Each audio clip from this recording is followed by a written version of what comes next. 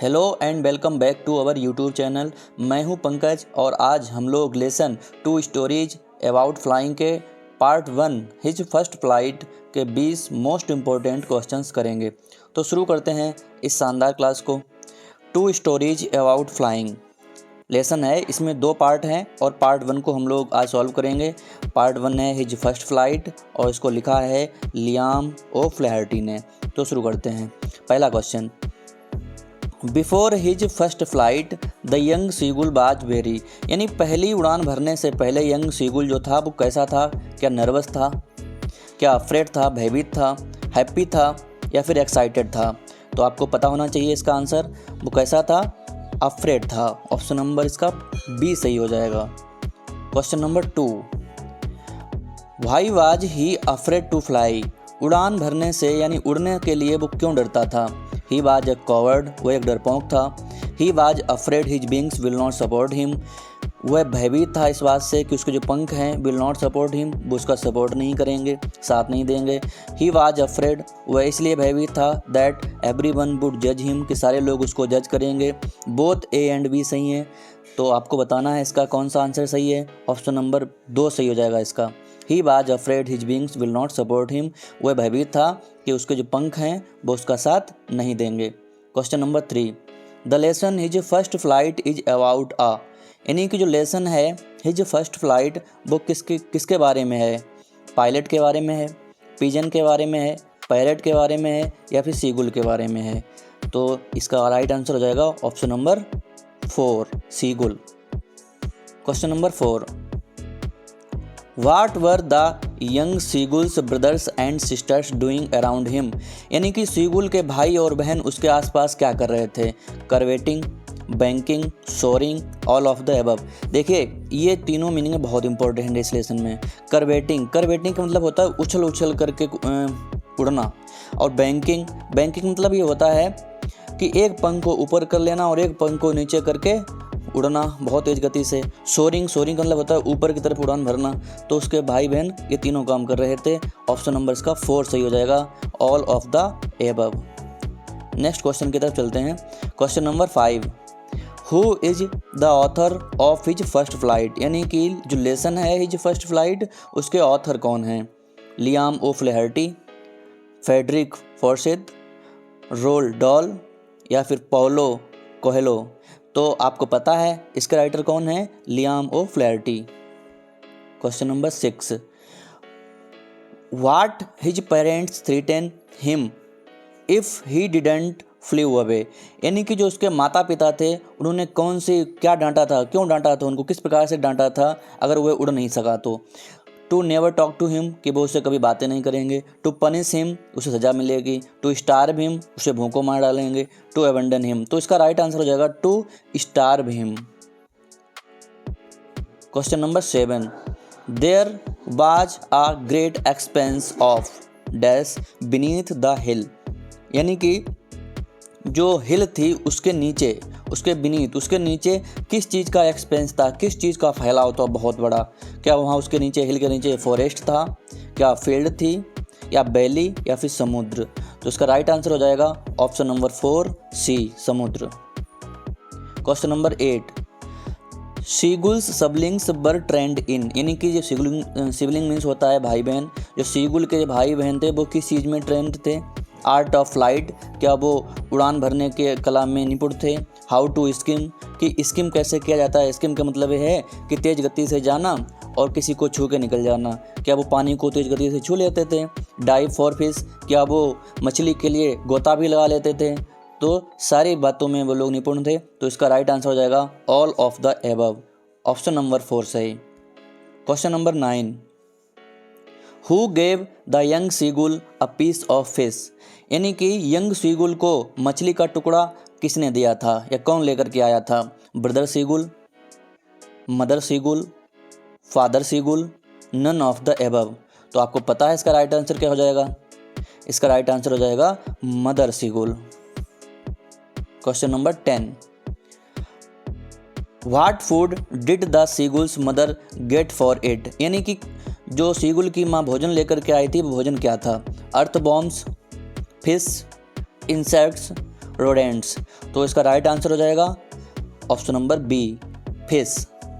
Next question से पहले मेरी छोटी सी रिक्वेस्ट है, अगर ये वीडियो आपको अच्छा लग रहा है तो ज़रूर लाइक एंड शेयर करें, और अगर आप चैनल पर पहली बार विजिट किए हैं तो ज़रूर सब्सक्राइब करें। आई होप आपने चैनल को सब्सक्राइब कर दिया होगा। Question number 11, why did his mother stop Midway while giving him the fish. देखिए, जो उसकी माँ थी जब उसके लिए भोजन लेकर के गई थी, आधी दूरी पर ही क्यों रुक गई थी। While giving him the fish, जब उसे वो मछली दे रही थी।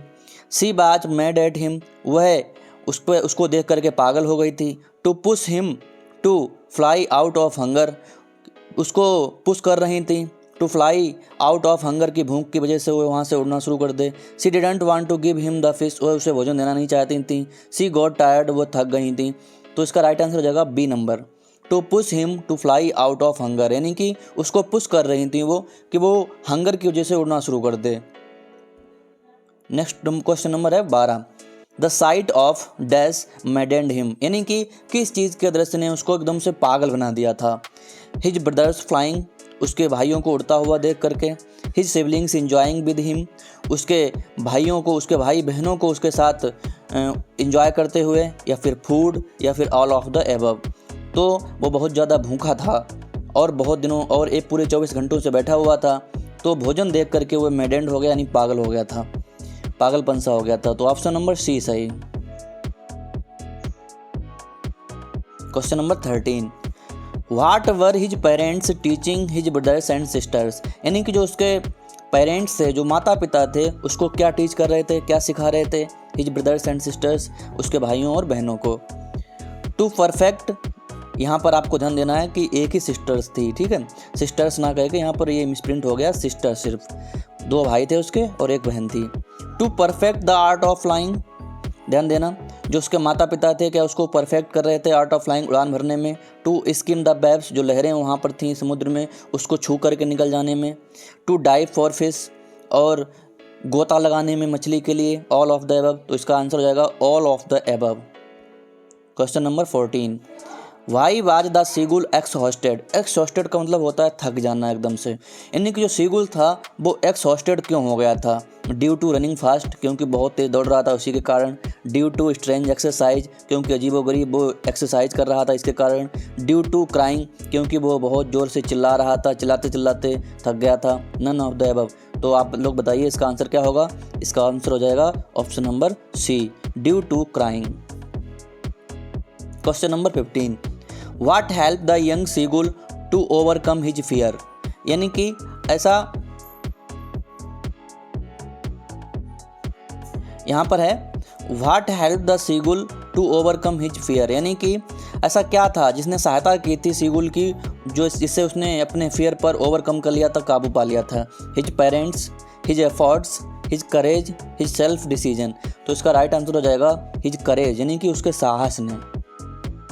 हेरिंग, एक यहाँ पर वर्ड यूज हुआ है हेरिंग, इसी लेसन में ये इंपॉर्टेंट हो जाता है। तो आपको बताना है इसका ये क्या थी, हेरिंग क्या थी। An insect, a reptile, a sea fish, none. तो आपको ध्यान रखना है, इंपॉर्टेंट क्वेश्चन है, परीक्षा में आ सकता है। हेरिंग इज, जो हेरिंग थी वो एक समुद्री मछली थी। A sea fish. Question number 17, why little seagull pretended to we falling asleep, यानी कि जो सीगुल था, प्रिटेंडेड का मतलब होता दिखावा करना, उसने दिखावा क्यों किया था वी फॉलिंग एस्लीप, कि वो सो रहा हो, ऐसा दिखावा उसने किया हो। सो दे नोटिस हिम, कि जो उसके भाई बहन और उसके माता पिता हैं उस पर ध्यान दें, नोटिस करें। टू मेक फन, मज़े करने के लिए। He was really feeling sleepy, उसको वास्तव में बहुत तेज़ गति से नींद आ रही थी। फॉर फूड, या भोजन के लिए। तो इसका राइट आंसर हो जाएगा option number A, so they notice him, ताकि वे लोग क्या करें, उस पर नोटिस कर सकें। Question number 18, who was there with seagull on the ledge, यानी कि सीगुल के साथ कौन था लेज पर। लेज का मतलब होता है उभरा हुआ किनारा, जिसके ऊपर वो बैठा हुआ था, उभरा हुआ सिरा। तो आपको ध्यान देना है उसके साथ में कौन था। हिज फैमिली, क्या उसका परिवार था। नो वन, या कोई नहीं था। हिज पेरेंट्स, क्या उसके फ्रेंड थे। हिज मदर, क्या उसकी, हिज ब्रदर, क्या उसका भाई था। तो आपको पता है वो अकेला बैठा था, यानी no one. Option number B सही। Question number 19, the young seagull was alone, यानी कि जो सीगुल था वो अकेला रहा था कितने दिनों तक? 1 डे, 24 घंटों तक। A few days back he was not alone that morning. तो आपको पता है 24 घंटों तक वो अकेला रहा था। ऑप्शन नंबर ए सही हो जाएगा।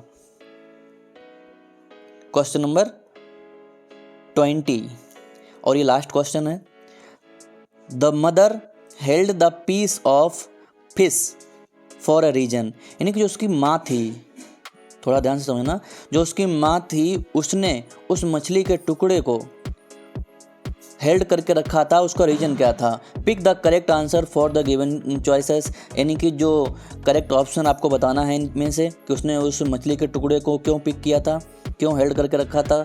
She tried it to tease the seagull, वह सी हेल्ड इट, उसने इसको इसके लिए पकड़ के रखा था to tease the seagull, seagull को परेशान करने के लिए, सताने के लिए।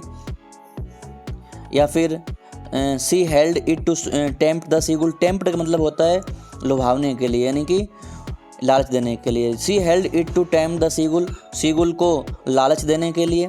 She held it to feed the hungry seagull's brother, उसने सीगुल के भाई को जो भूखा था उसको खिलाने के लिए। She held it to eat it itself, यानी उसको खुद को खाने के लिए। तो उसका राइट आंसर हो जाएगा option number B, she held it to tempt the seagull, उसने इसलिए उसको पकड़ के रखा था ताकि जो सीगुल है उसका लड़का वो क्या करे, वो उस पर लालच आए और लालच दे के वो बाद में कूद पड़े वहाँ से। तो ये थे आज के सुपर 20 क्वेश्चंस, और अब आपको बताना है कि आपके 20 में से कितने क्वेश्चन सही निकले। तो फटाफट से कमेंट भर दें, साथ ही अपनी राय भी साझा करें। पूरी वीडियो देखने के लिए धन्यवाद। मिलते हैं नेक्स्ट वीडियो में।